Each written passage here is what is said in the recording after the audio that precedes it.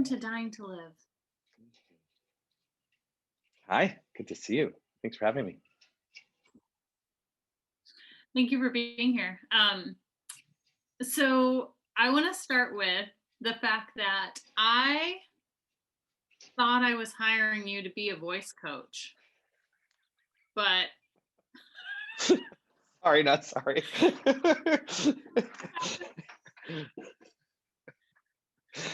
we're laughing because, well, we'll get to why we're laughing.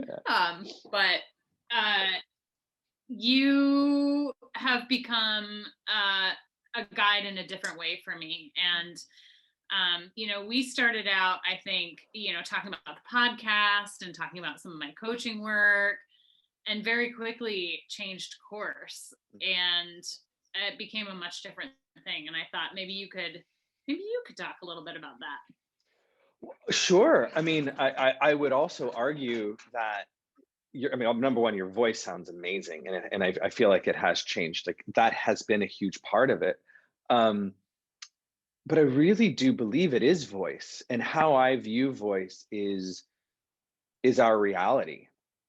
People talk about it a lot, like thoughts create reality, but also how we speak it into the world. I mean, so many people like Joe Dispenza talks about this.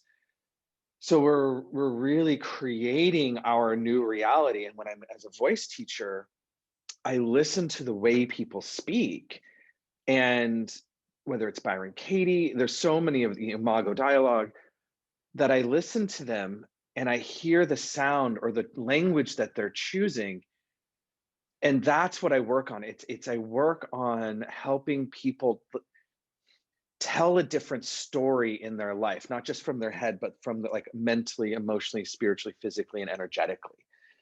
So yes, it is voice, because we're dealing with vibration. And it just so happens that sometimes when we start unlocking some of these old stories, shit comes up.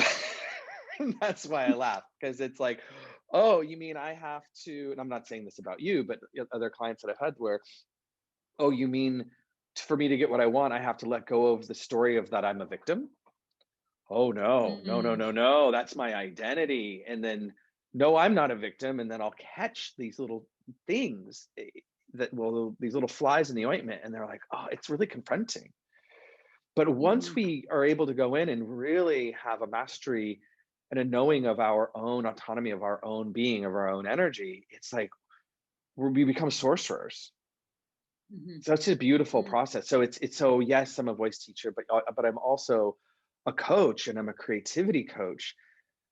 And you don't have to be an actor or a musician, but I don't know one person in my life that does not want to be creative. And especially almost everyone I know, I would say everyone I know, wants to be able to create the life that they want. And that's what I do. That is what you do. And that's why I was laughing at the beginning, because I thought I was going to be doing vocal exercises and me.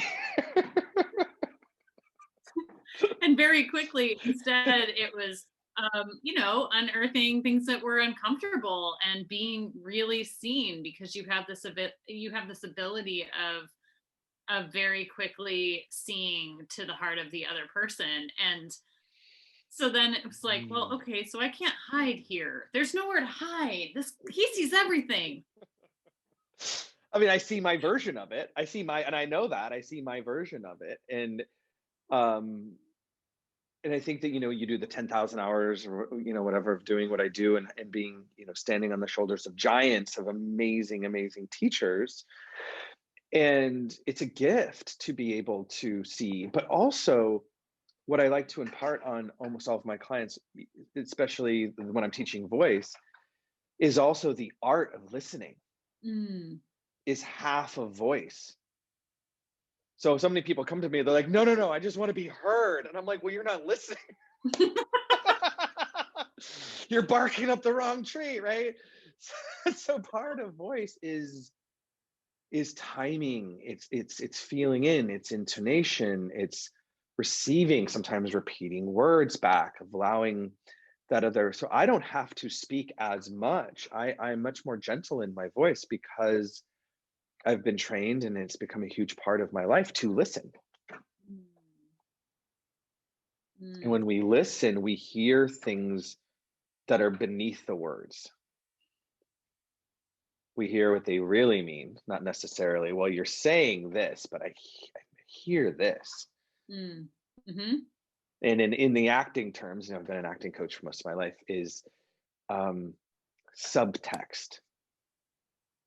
So we're saying the thing, and I don't know how many, you know, I do a lot of also relationship work. A lot of the feminine creatures that I know, men and women, they're like, it's not what you said, it's how you said it. And they're right. Yeah. And mostly the masculine denser people are like, what? I didn't know. I didn't mean, I thought. They go, and then having these recorded, you're like, oh, I did say that. I did mean that. So there's this great little exercise that a friend of mine, Robert Glover, said. He goes, one of his favorite exercises, you know, if his wife is mad at him or does something and he doesn't know it, and he says, she'll say something and he'll say, ouch, that hurt. Did you mean it to? Ooh.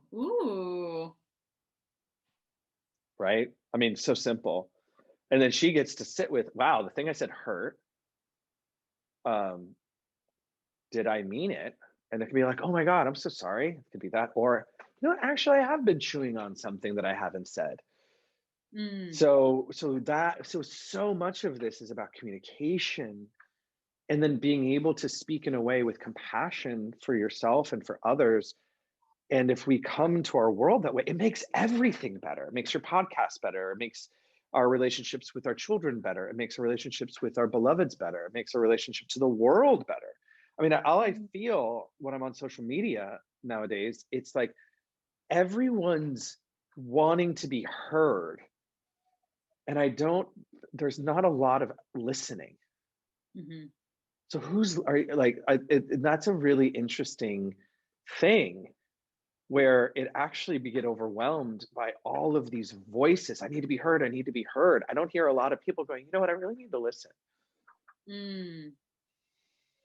You know, one of the things that one of the first experiences that you and I had come into the session, and Zach, the 13-year-old, and I were having a difficult mom-daughter time.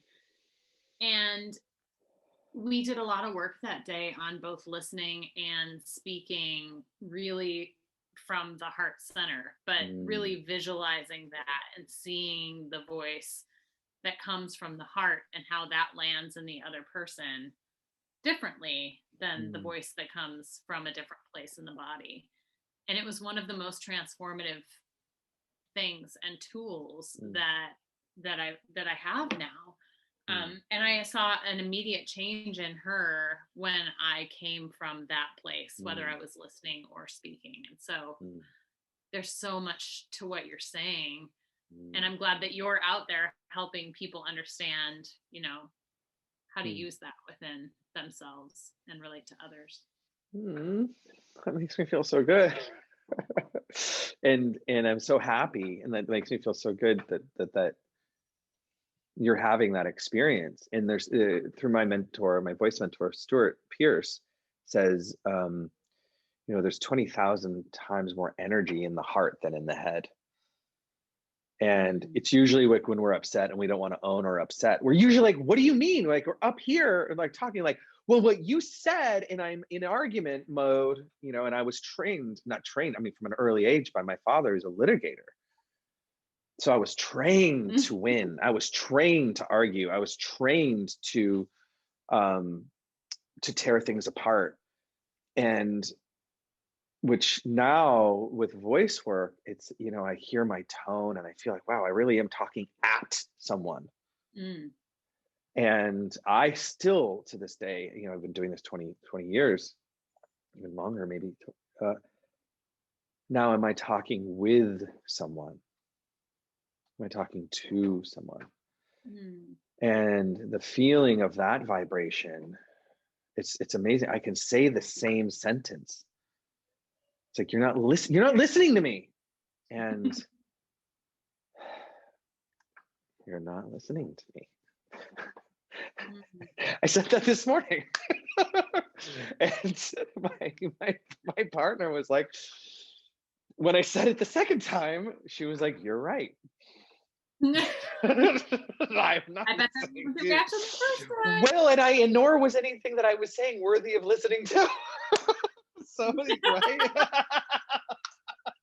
So much good awareness. So right. So and then when I said it, it was like, oh, and then and it's embodiment, it's voice work, it's embodiment. We it's this wonderful track that we have, which is we get to take two things that I love to tell people with is to take 100% responsibility for their reality and to have 100% compassion for their pain and hurt. And they're both true. And if somebody can be like, I'm completely owning my side of the street here, I'm owning what this my reality, I'm owning all of it, and I'm also going to be so gentle and kind because of all the heartbreak and trauma that has brought me to this point. It doesn't excuse anything, so I'm mutually taking responsibility and being like, wow, well, of course, like nobody taught you. I was raised in a family of people screaming at each other. I mean, and I was years in it, and when they got divorced, it was funny. It was like, thank you. It was actually great. I love them both, but they were making soda vinegar. But my point was that it's taking years to speak in nonviolent communication and to use and voice work really opened me to God, but to also go when I don't and when I slip, which we all do, I'm able to go, it's okay. I mean, you're doing the best you can. Right. So to have both of those two things, because if we have one and not the other, I think we can go out of balance. And to me, like if I'm able to embody both of those things, 99.9999% of my communication is incredible. The embodiment is such, I think that's maybe a mind blower for a lot of folks. To think about truly embodying both of those things, especially the compassion piece, because the accountability, I think, as we're told or taught often to take it, comes with the shame and the guilt and all the things. But it doesn't have to. And in fact, if we can hold that compassion at the same time, what a beautiful, vulnerable way forward. And empathy happens. And the person you're talking to, it's like, wow, they're hurting like I am. Oh, they're just a mirror to how I had this breakthrough recently through this, lovely teacher friend of mine, Amir, and we were doing this thing like, apologize and make amends to whoever you've hurt. And I was like dry as a bone. I'm like, I've been in 12-step forever. I've made all my amends. I'm like, and then all of a sudden I saw me in front of myself and I was like, I'm sorry. And I mean, waterworks, like, whoa, like nobody would say the mean things that I say to myself. I mean, it's crazy. I'm a voice teacher and I teach these things. And I'm like, God, you're so stupid. Oh my God, that was dumb. To myself, I'm like, wow. And so it's been this really amazing journey recently of changing the way that I speak to myself. And it is just opened the hearts, and my work has just cracked open because Ram Dass said, we're all just God and drag, and so right. So I'm seeing other people like, I see that self-hatred, I see that self-loathing, I see that in you. I've got that. Well, how am I gonna be like, fuck you? Like I can't. I mean, very few people. I think I'll stay out of politics, but like, but for the most part, 98% of the time, it's like, then it just changes the way I speak to them. And trust is also instilled when we trust ourselves. I mean, I don't want to go too far down the rabbit hole if you have questions, but I mean, I'm incredibly passionate about this work because I read a quote recently and they said, you become an expert when you live a life worth teaching. Ooh. And I'm like, the thing that I'm teaching, it's like, oh, I better be doing this. The thank God is that I'm doing this myself. And then I'm like, I feel like I'm just like 1 or 2 steps ahead of everybody because it's like, I just keep going so deep and these layers are so incredible. And I'm like, I'm about to come onto a podcast like 15 minutes before. I'm like, I don't know anything. I'm like, okay, prepare myself. And I'm like, oh, but I do. And I'm so passionate sharing about it. Yeah, I love it too. And I'm glad you brought up your work, because I know that and you just mentioned it. And also I know that you have had a few different paths, Mm, and I'm passionate about this whole idea about the life prescription and the idea of what life mm, should be. And I know that you've been on this little evolution, and I was hoping mm. you could talk a little bit about that, because now you're in this place of, ooh, yes, this is the goodness. This is the work and the Oh, passion. yeah. I mean, I love antiquity. I love history, and the people that have always inspired me have been multifaceted people, like the Renaissance. Yeah, like Shakespeare, Da Vinci. They were also like warrior poets, and they weren't just one thing. They were these multifaceted Renaissance like people. Like they would duel with swords and then write poetry. I mean, it was just amazing. And I'm like, I get it. I get it. Like I was on the chess team and on the football team. Like it's just like I'm just a weird guy. And so I always knew. And so part of my story is about breaking free and in my human design, I'm undefined in my head and my throat. So for those of you who know about human design, there's parts of the body that are defined and there's parts that are undefined, and I'm a generator. So my throat and my head are open.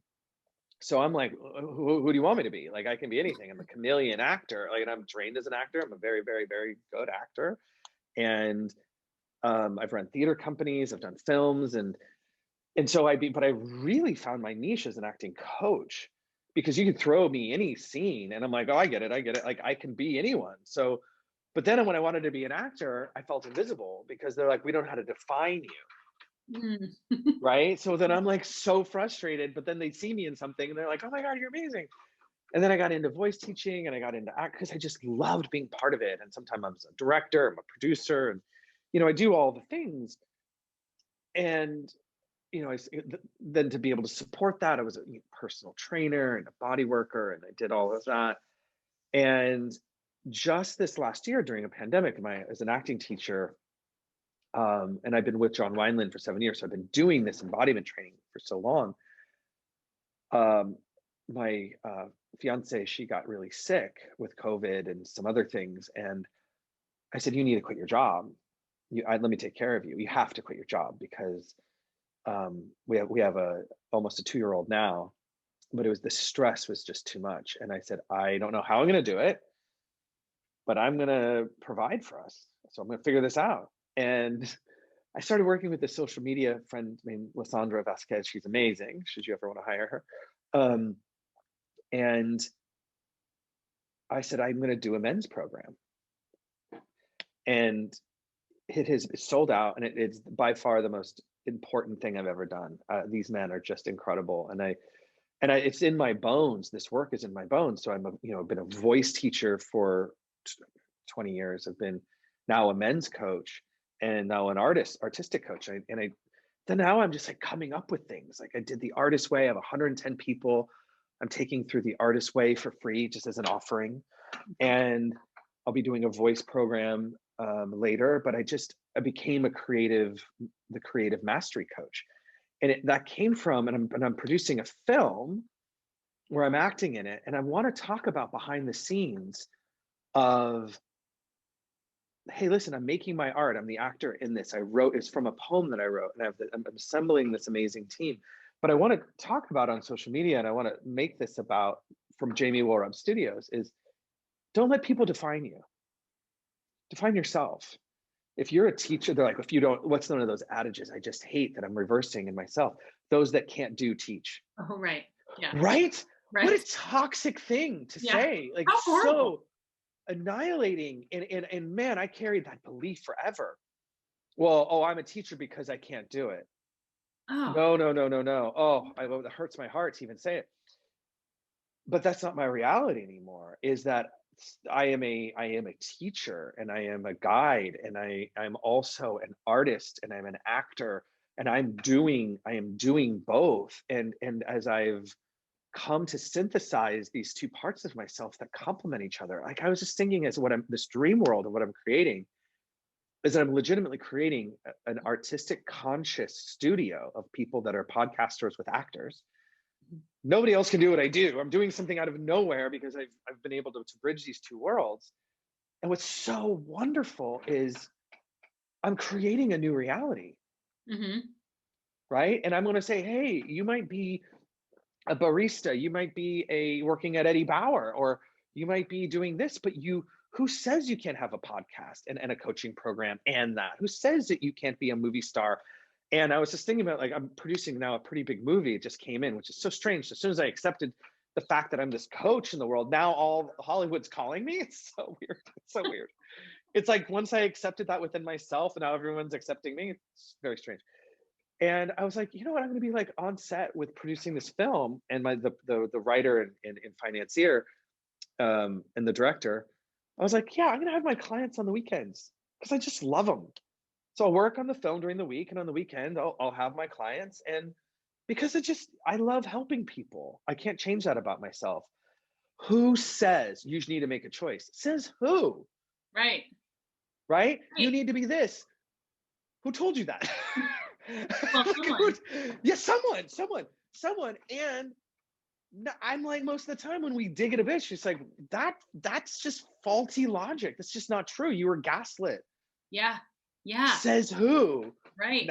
Now it says me, and so that's what I really do. That's what I do for a living, is that I am definitely an artist in creation, but I also now get to, I spent decades in New York in getting my master's degree and working in art, and I've been spending the last 10 years truly completely devoted to personal development. And now they're marrying. So when I'm working with somebody, it's like I have the, how to speak and how to do the voice. I have that, and then I have the epigenetics, the energetics, the masculine, feminine, all of that inside of artistic mastery. So it's been a confluence of these energies that has not been easy, and I've been frustrated, and I still get frustrated, of course, but I move through it so much more quickly now. I mean, I think the question, because this sounds amazing and it Mm. sounds so easy, and I think people are going to want to. Sorry, I'm laughing a lot because it's not easy. It's no matter what, Kristen, no matter what, I want to live a devotional life to whatever it is that I'm doing, to my son, to my partner, to my clients, to my men's group, to a production, and to my own work of myself. Mm-hmm. So I think any great art, like Miles Davis said, it takes a long time to sound like yourself. Mm. So I'm hitting this point where it sounds easy, like great, like Anthony Bourdain said, the best food is only has like 4 ingredients in it. Mm-hmm. But I guarantee how many fuck ups happened before that perfect Haagen-Dazs ice cream to just make it 4 ingredients, or this pasta that in Rome is one of his favorite meals was pepper, cheese, Parmesan, and pasta, and that's it. Uh-huh.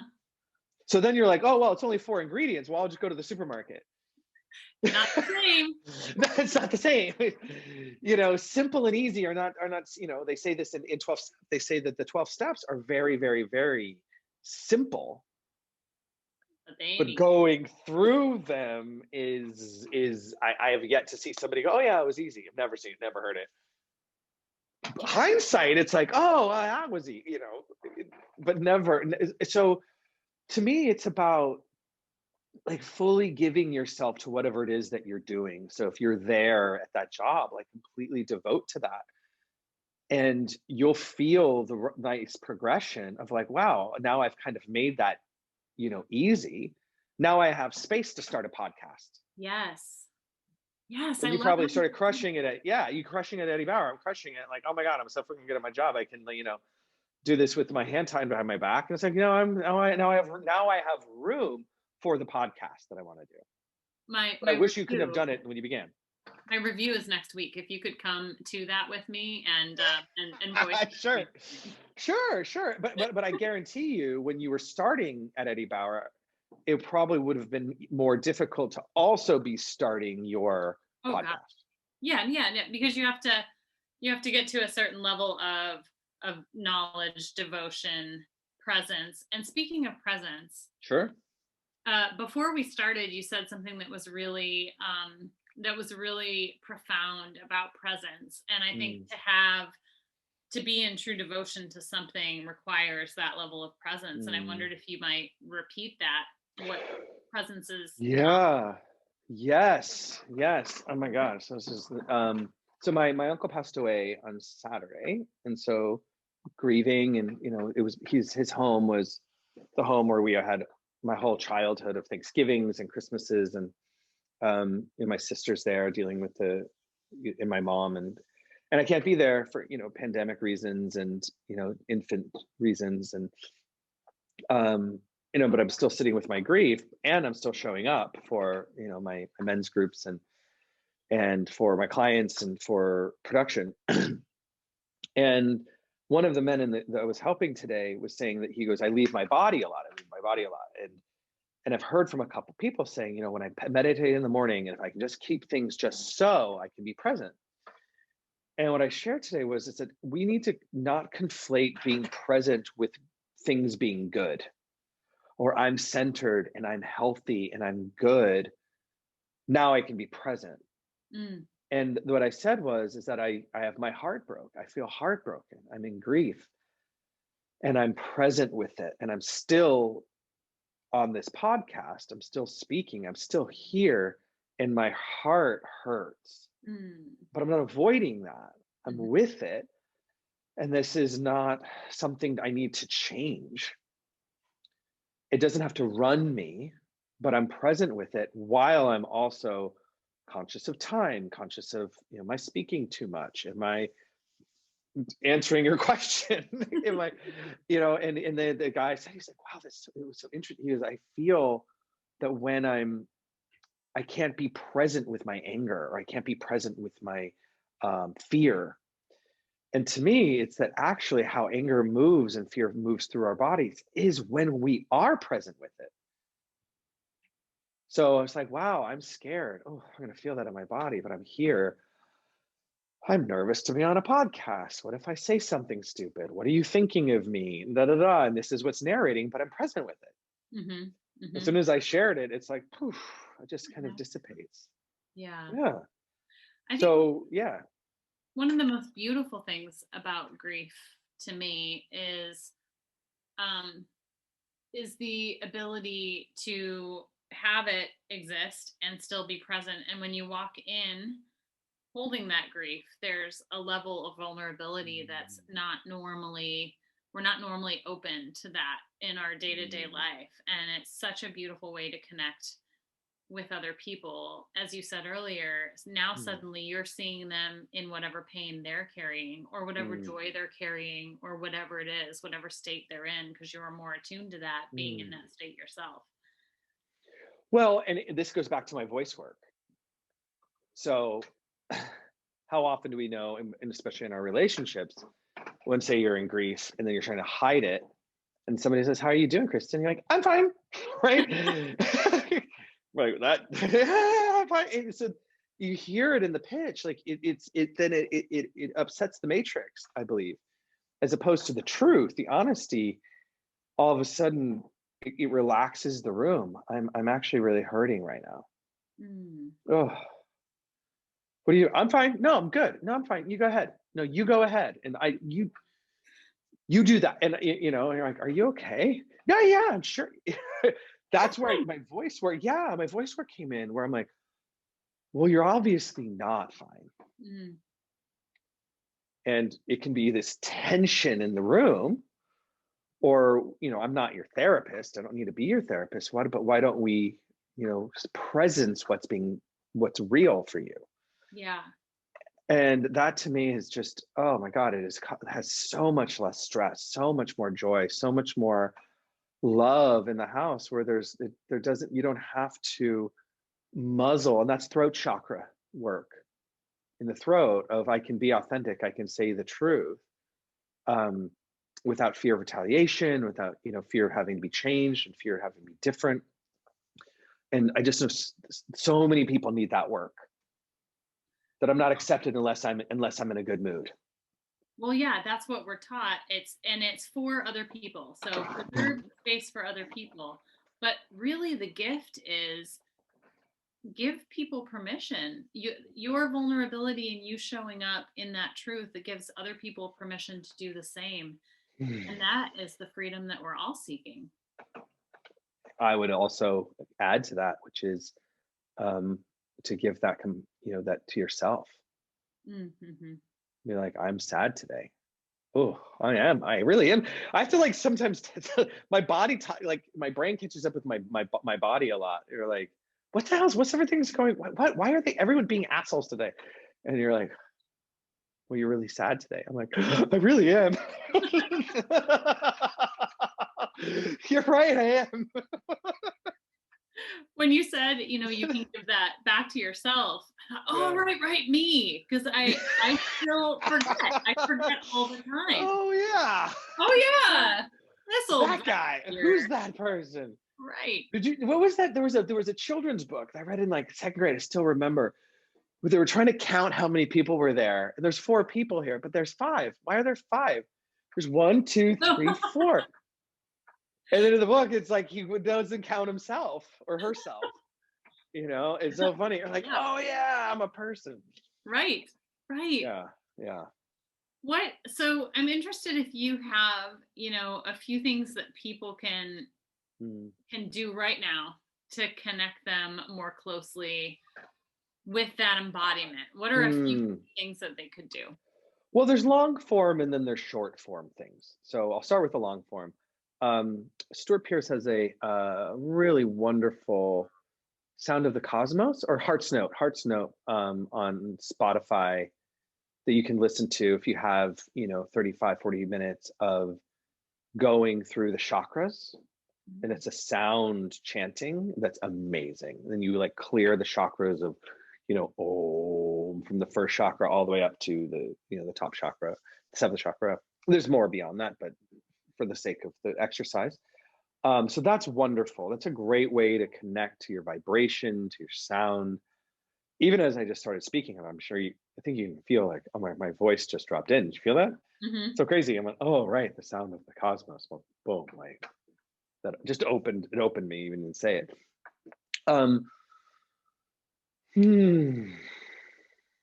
Second is breathing. And it's not just like I need a yogic breathe. I speak of it more kind of in a tantric way, which is it's through the mouth, and that I'm breathing my thoughts. I'm allowing my thoughts to have space and breath in them. So my inspiration, my inhale, and my thought. So like, ask me a question, any question. Jamie, what is your favorite sandwich? My favorite sandwich right now is this Jersey Mike sub. So right when we're not doing commercials here, but when you asked me that, the first thing I did, I inhaled. Because my thought and my breath are connected, and when we're tense or traumatized, our breath and our thoughts disconnect. Right. So you can see like that To Be or Not to Be that I showed you with that great actor Andrew Scott. To be or not to be. That is the question. Right? I just added some breath to really know what I was saying. How often do we just say things? Every minute. Say what you mean. And that might take you a minute to take a few breaths to go, I'm very angry with you right now. I meant that. Well, you're just being such a bitch, or well, that's different. Mm-hmm. So to be able to stop and take a breath in and really, what do I mean? What do I mean right now? Which underneath that, it might mean, well, I miss you. Right.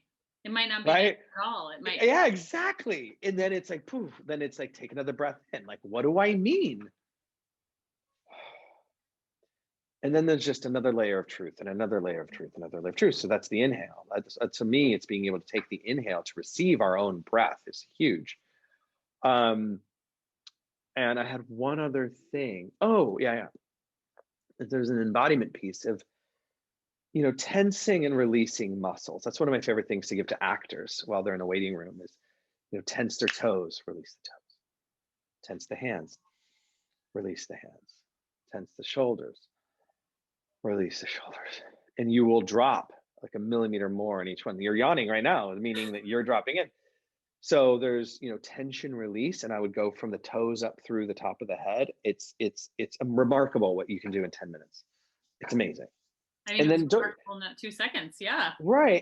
And to me, and I've been doing this with you, is that we don't have to work on the voice. I mean, we can and we will, but this happens first. Because now you don't have to really think about the voice very much because you're connected and more present. And you mean what you say more, and you're owning your energy, you're owning yourself, you have more compassion. So now you're coming from your heart. And then now the byproduct of all that work is a really heartfelt, powerful, dynamic instrument. We don't always have to work on things for things to develop. It's quite opposite usually. And that also sounds very easy. And that also is not. What do they say? A great teacher doesn't heal you, or a healer doesn't heal you. They just create and hold the structure for you to be able to heal yourself. Well, that is certainly what you are, one of the things that you are a master of. I receive. I'm blushing. Tell everybody, Jamie, where they can find you. I have 2 Instagrams, and I keep them separate on purpose. One is really my life and my coaching, and which is at Wollrab, and so it's and that's WOLLRAB. And then I have a second one, which is at Jamie Wollrab Studios, which is all of my art and most of my programs, and it's more of my acting Hollywood stuff. And I separated them. And I have a website, which is, you can email me through that website. It's jamiewollrab.com, and that's JAMIEWOLLRAB. And I do programs. I'm doing a voice of abundance, working with a CPA on how to change our relationship with how we speak about our wealth and prosperity. Ooh, I cannot wait for that, because who said the other day? Somebody said the other day, your relationship with money is a reflection of how you love yourself. Yes. Amazing. Yes. And I doubled my income last year doing this work, my own work, and then help with my friend Rana, who's going to do, so you'll do the workshop. It's going to be incredible. So then all my programs are there. So whether, Instagram and website are usually the best. And I do one-on-one programs with people, and I'm constantly coming up with, whether it's artist way, voice, acting, men's work, to just create like offerings that can just, really transform, not just transform their lives, but really transform how they see their lives. Mm-hmm. I think people can have a good time. Oh, it changed my life, but I'm still looking at it in my broken funhouse way.